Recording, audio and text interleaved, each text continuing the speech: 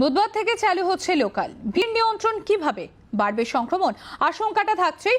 সে কারণে সাধারণ মানুষ যাতে প্রয়োজন ছাড়া ট্রেনে না ওঠেন তার জন্য ভিডিও তৈরি করেছে রেল। এক্সক্লুসিভ সেই ভিডিও জি 24 ঘন্টার পর্দায়।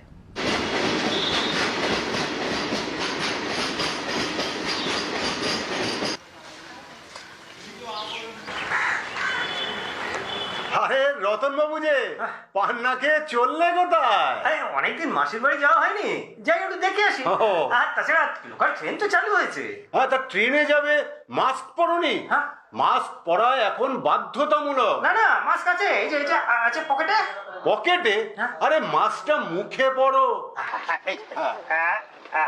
আর তাছাড়া একান্ত প্রয়োজন না পড়লে এখন রেলে যাবার দরকারটা কি জানো না? এখন সব সময় ওনারা বলছে। দক্ষিণ পূর্ব রেলওয়ের পক্ষ থেকে সমস্ত যাত্রীদের প্রতি অনুরোধ, করোনা ভাইরাস থেকে সুরক্ষিত থাকতে ভিড় এড়িয়ে চলুন, সামাজিক দূরত্ব বজায় রাখুন, হ্যান্ড স্যানিটাইজার সর্বদা সঙ্গে রাখুন, আর মনে রাখবেন ফেস মাস্ক ব্যবহার বাধ্যতামূলক।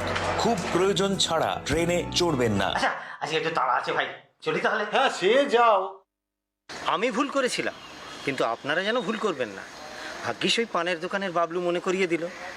আপনারা কিন্তু সর্বদা মাস্ক পরে, স্যানিটাইজার হাতে ব্যবহার করে তবেই রেলে সফর করবেন।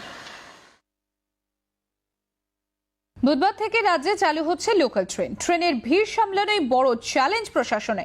প্রথমে অল্প সংখ্যক, পরে ধাপে ধাপে বাড়ানো হবে ট্রেনের সংখ্যা, এমনটাই সিদ্ধান্ত নিয়েছে রেল। যাত্রীদের দাবি দুপুরে ট্রেন কমিয়ে অফিস টাইমে বাড়ানো হোক ট্রেনের সংখ্যা। 7 মাস পর লোকাল ট্রেন চালু হচ্ছে রাজ্যে। দীর্ঘদিন ট্রেন বন্ধ থাকায় রুটি রুজিতেও টান পড়েছে অনেকের। ট্রেন চালুর আগে স্টেশনে ঝাড়পোঁছ চলছে। সোশ্যাল ডিস্টেন্সিং এর জন্য আসনের দাগ কেটে দেয়া হচ্ছে। ক্রস চিহ্ন দিয়ে আসনে বসতে পারবেন না যাত্রীরা। আশঙ্কা তো আমরা তো র্যান্ডাম মার্কেটে বাজারে যেভাবে দেখছি, কেউ মাস্ক পরছে, কেউ মাস্ক পরছে।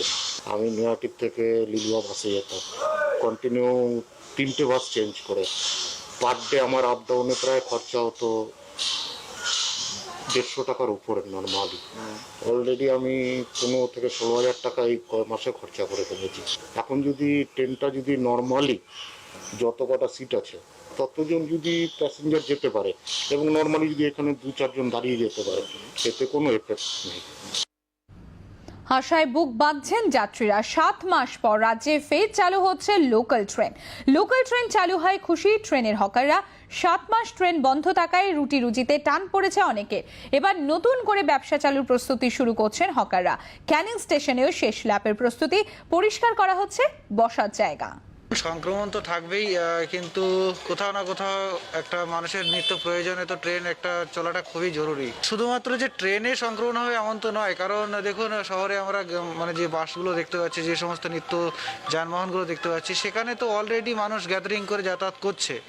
এতে একটু হয়তো বাড়বে, কিন্তু মানুষের নিত্য প্রয়োজনটাও খুব জরুরি। ট্রেন চালুর আগে জোর ব্যস্ততা সোনারপুর স্টেশনে। মোট 4টি প্ল্যাটফর্ম আছে। প্রতি প্ল্যাটফর্মে এন্ট্রি এক্সিট পয়েন্ট আলাদা করা হয়েছে। ওভারব্রিজের যাতায়াতও নিয়ন্ত্রিত করা হয়েছে। প্রতি স্টেশনেই থাকছে পুলিশের কড়া নজরদারি।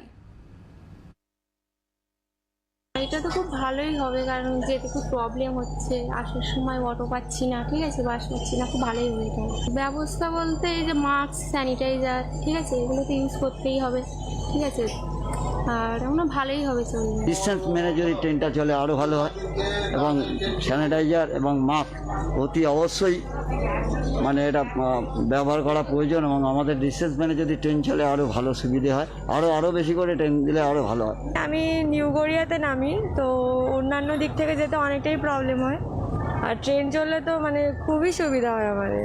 এতদিন অটো করে যাতায়াত করেছি, আর ইদানিং 3-4 দিন হচ্ছে মানে ট্রেনে করে যাতায়াত করছি, কিন্তু এত ভিড়, যদি ট্রেনের সংখ্যা বাড়িয়ে দেয় তাহলে সুবিধাই হয় আমাদের। গরিব মানুষের বহুত সুবিধা হবে না? এতদিন ওই খুব কষ্টে থেকে যাতায়াত হতো।